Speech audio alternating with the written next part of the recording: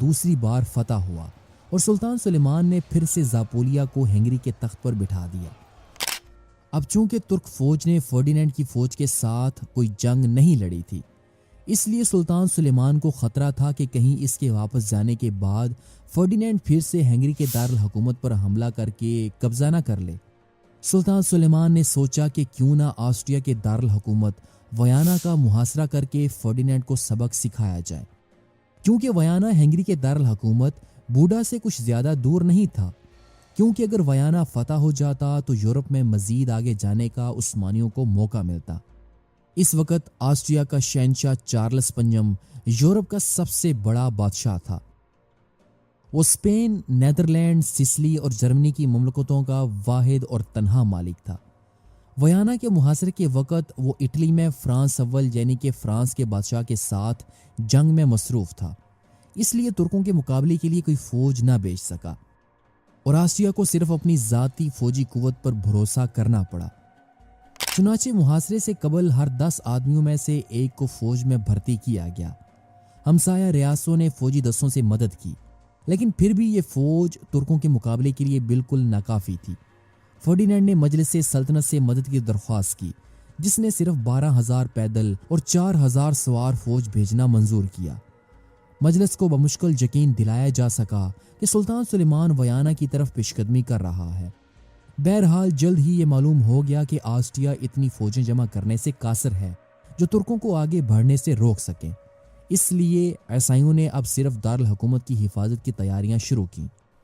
Ferdinand خود تو سلطان سلیمان کے خوف سے ویانا سے بھاگ گیا تھا، لیکن خوش قسمتی سے بعض افسر اسپین اور جرمنی کے آزمودہ کار دستے محاصرے کے شروع ہونے سے پہلے شہر میں پہنچ گئے تھے اور ان کی مدد حد درجے اہم ثابت ہوئی۔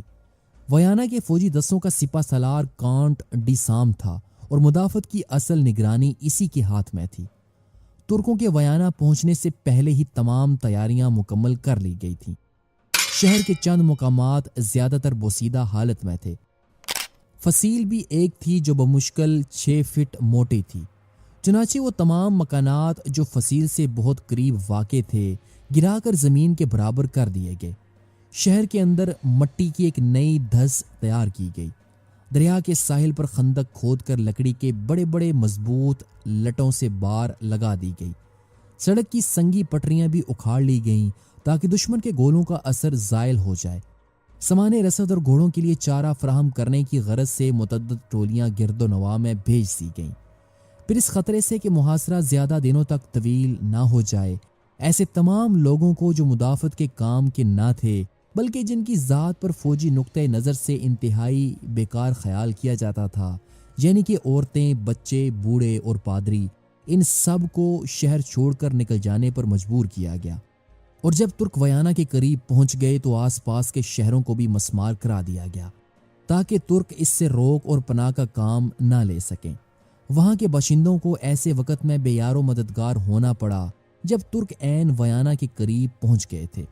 ان میں سے اکثر ترکوں کے ہاتھوں گرفتار ہو گئے۔ 27 ستمبر کو سلطان سلیمان ویانا پہنچے اور ترکوں نے محاصرہ شروع کر دیا۔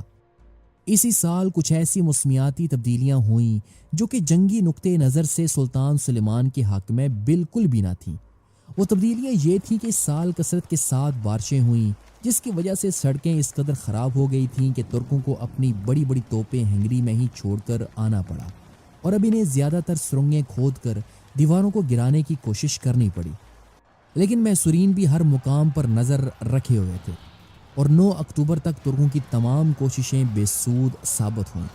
بالآخر 10 اکتوبر کو سرنگ کے ذریعے سے شہر پناہ میں ایک چوڑا رخنہ پیدا ہو گیا، جس کے بعد ترکوں نے فوراً پے در پے حملے شروع کیے، مگر ہر بار انہیں پسپا ہونا پڑا اور وہ رخنہ پر کر دیا گیا۔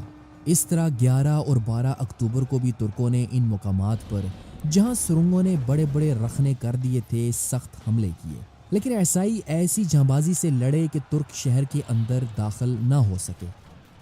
سلطان سلیمان نے یہ حالت دیکھ کر بہت افسوس کا اظہار کیا۔ اس دوران ترک بھی موسم کی شدت، سامان رسد کی قلت اور سب سے بڑھ کر ان کی مسلسل ناکامیوں کی وجہ سے روز بروز زیادہ دل برداشتہ ہو رہے تھے۔ آخرکار یہ طے پایا کہ 20 صفر 937 ہجری بمطابق 14 اگست 1529 عیسوی کو ایک آخری حملہ کیا جائے گا۔ سلطان سلیمان